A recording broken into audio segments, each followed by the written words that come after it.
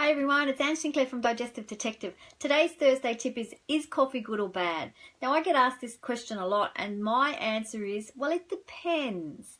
So the people who should drink coffee are people who are drinking coffee and not relying on it for energy. You know, they're not using it to rev themselves up. So there are many studies saying that coffee are good for us, that's loaded with antioxidants, and which is a bit sad really because there's plenty of antioxidants in vegetables and fruit. We don't really need to get them from coffee. You know, and plus with fruit and vegetables, you won't get the highs and lows that you'll get with coffee. There's some other studies saying that it helps slow the progress of dementia and Alzheimer's. And it does this by revving up the central nervous system and speeding up the activity in the brain. So yes, it can be useful for that. Can help with depression because it improves our the body's uptake of dopamine and it increases that. So there are better ways to increase your dopamine. One of them is to jump in the ocean or have a really cold shower. And again, you don't get the highs and the lows that come along with that. One of the other studies say that it's good for fat loss, so it's thermogenic, and that's true too. But it only works if you drink your coffee black. Now, I don't know many people that drink black coffee, but if you do and you're using it for weight loss, then that's the right thing to do. So the other one is it can help with digestion, and not many people drink it for that reason either, because it stimulates the bitter receptors in our tongue, and we have bitter receptors right the way through our digestive system. But it's better to use it this way if you're having it after the meal and not before the meal. So once you have it after the meal, it will stimulate your hydrochloric acid, but you must have it at the end of the meal.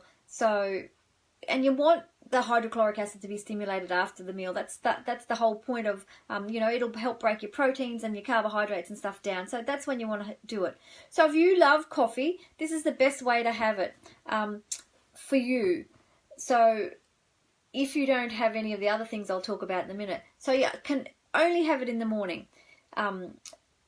But not when you wake up, because when you wake up, you've been asleep for 6 to 10 hours, somewhere in that range. You've had no liquid during that time. Your body's already dehydrated. So you put coffee into it, and then you even dehydrate yourself even more. So, and when you're putting it in on an empty stomach, what you're doing is you're overstimulating your central nervous system.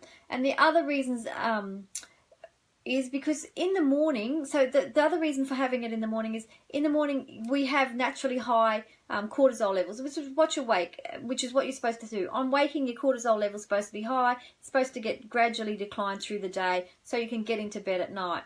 So in the morning, your cortisol level is already really high. So having a coffee, you know, after you've had breakfast will increase your cortisol level. And this is the natural rhythm of your body. But having it in the afternoon, you will increase your cortisol level, but your natural rhythm is in the afternoon, your cortisol level is supposed to be coming down. So you're revving up your system. Now, who's it bad for?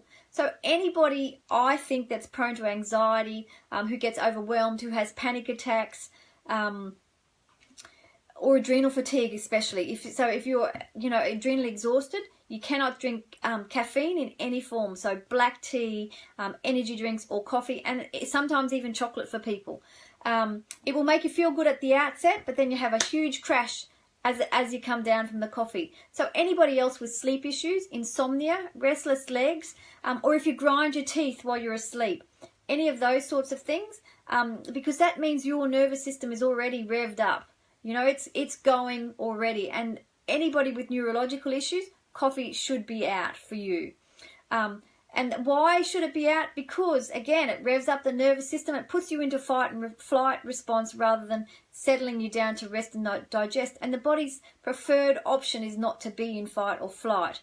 So if you're already exhausted and you're drinking coffee, it speeds up your nervous system. It seems like a really good idea when you're doing it because you think it'll give me more energy, I'll be able to get up and go. But what it does, it takes you up high and then it will drop you down and it will deplete you more and more as you have more coffee. And things to remember if you're going to drink coffee, if you choose to drink coffee, make sure it's organic coffee and make sure it's water sorry, let's go back. Make sure it's organic coffee. Coffee is one of the dirtiest crops around. It's heavily sprayed with pesticides and stuff. If you're using decaf, because I know a lot of people use decaf, make sure it's water processed, because generally they process it using gasoline, which is probably not what you want in your coffee. You know, I haven't had a cup of coffee for almost 20 years. I don't miss it. I don't miss the smell of it. But I understand how people get so addicted to it and love it as a social thing. So, you know, choose which camp you're in, whether you choose to drink coffee or not. And I'll see you next week for Thursday's tip. Look forward to it.